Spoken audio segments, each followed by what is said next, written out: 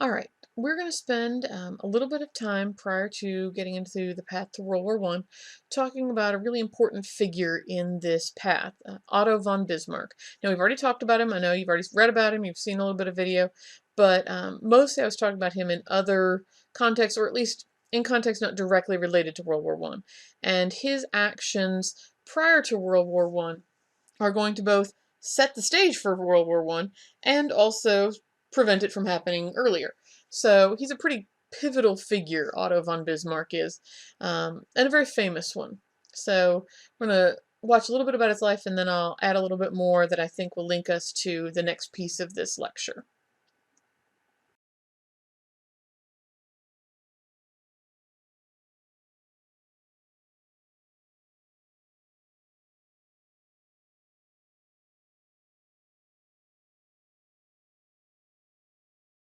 The Prussian army reigned victorious. 250,000 men had surrendered to them, and the French emperor was their prisoner. It was time to make peace. There was only one problem.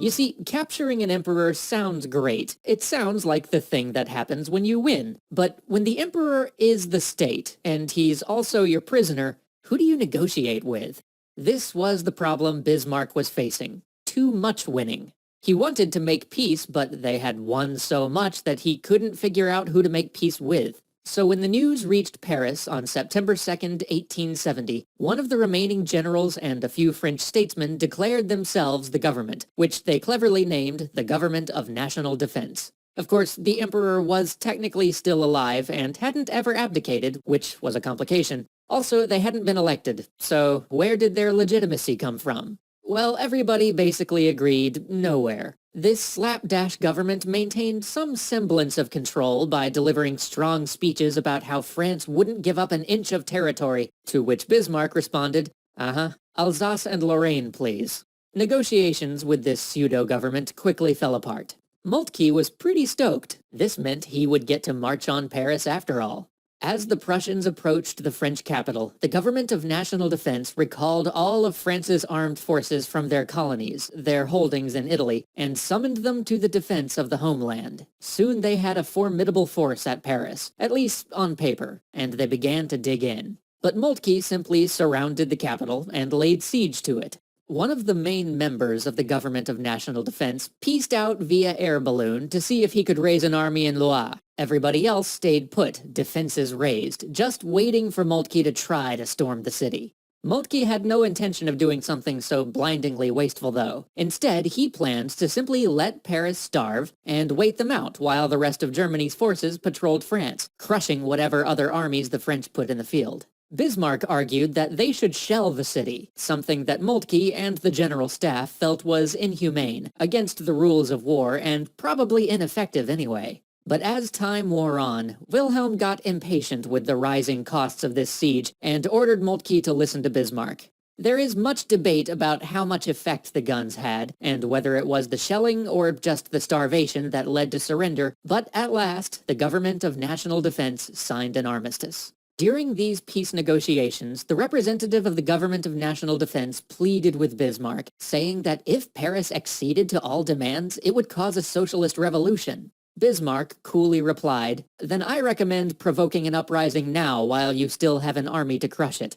Outplayed at every turn, the Government of National Defense gave Bismarck basically everything he wanted. He got Alsace and Lorraine with nearly 1,700 villages and towns, adding 1.5 million new souls to the German Empire. He got 5 billion francs in gold to be paid as indemnity, and Prussian troops would be staying in France until that was paid, just in case some real French government came along and tried to go back on their deal.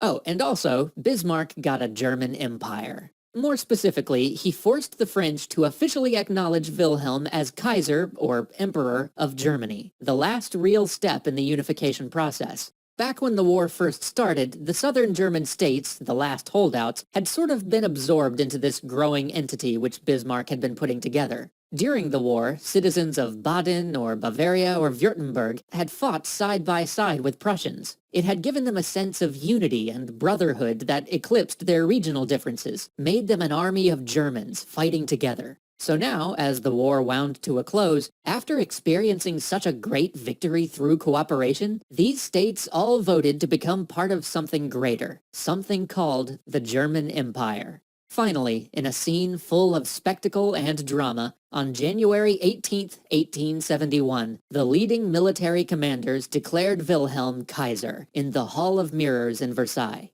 And so the glory of war and the pomp and circumstance of imperial dignity played out. Now all that was left was creating a constitution, which Bismarck expedited by convincing the newly formed German Empire to simply adopt most of northern Germany's previous constitution. But with one interesting proviso. All ministries were under the office of Chancellor, and the Chancellor could propose legislation or bring things to debate in any of the parliamentary houses. But the chancellorship itself was granted at the direct pleasure of the king. No other body could remove a chancellor or appoint one. Coincidentally, Bismarck just so happened to be the Chancellor of Germany. But even with this broad power over his newly formed empire, even now that he was finally ascendant in Germany and Europe at large, Bismarck now faced a challenge that he had never truly had to deal with before. The challenge of governing. Most of Bismarck's life had been focused on unification, on expansion, and on foreign policy. He'd never before really had to focus on questions of domestic policy for Germany. A new Germany, one sewn together out of disparate people of different backgrounds and different faiths. And here perhaps would be his greatest challenge, because now he had to ensure the continued meteoric rise of this new German empire, while at the same time fending off the jealousies of Europe's existing great powers, so that they didn't band together and crush this fledgling nation.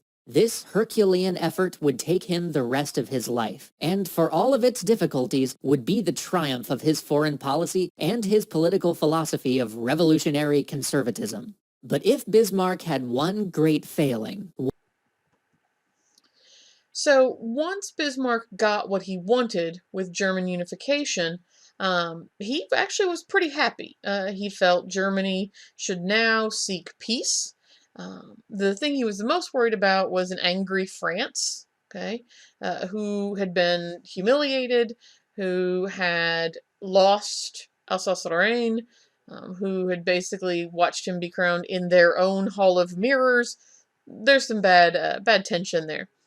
And so he is afraid that the humiliation of France is going to cause them to counterattack at some point in time.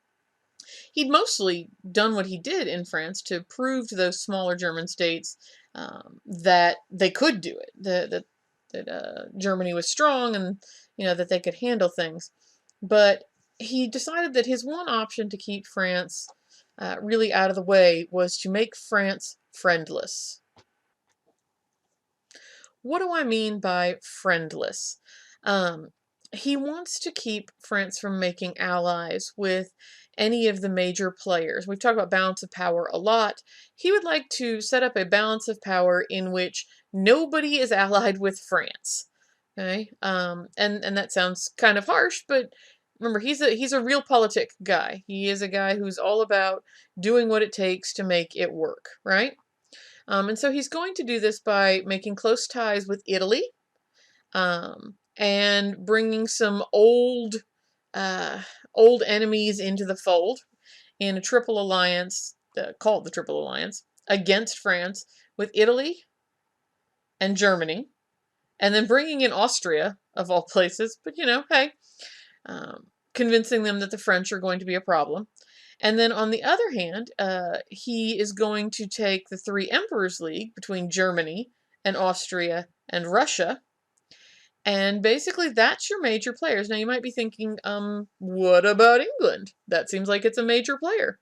But the British have really tried to keep an idea of splendid isolation. They don't want to get into all this European stuff. Remember, that's why their Industrial Revolution took off first, because they're primarily focusing on themselves, their empire, and their international possessions. The one thing he knows he needs to do to make sure that England doesn't get involved is not build a navy. Okay? England is very proud and very possessive of its control of the seas. And so he absolutely does not want to antagonize them in that way by building a German navy. Remember, Germany's largely centralized in Europe. It's mostly landlocked on most sides. So a navy isn't necessarily a practical necessity. They do have somewhat of a colonial empire at this point in time, but Bismarck says no. That's the thing that's going to really push it over the edge with England. So no navy, which does make it super ironic that eventually one of the Germans' most famous battleships will be the Bismarck. But that's later, okay? Um, he knows that Austria and Russia do have this rivalry, okay, because they are concerned about the Balkans, which we'll look at soon, and they both have interest in the Balkans. But he's able to convince them into this Three Emperors League basically by pointing out that they're all conservative, and that the conservatives should stick together and leave those crazy French people out in the cold by themselves. And so this is going to set up several of the important alliances that are going to get pulled into the processes of World War I, which we will look at in the next lecture.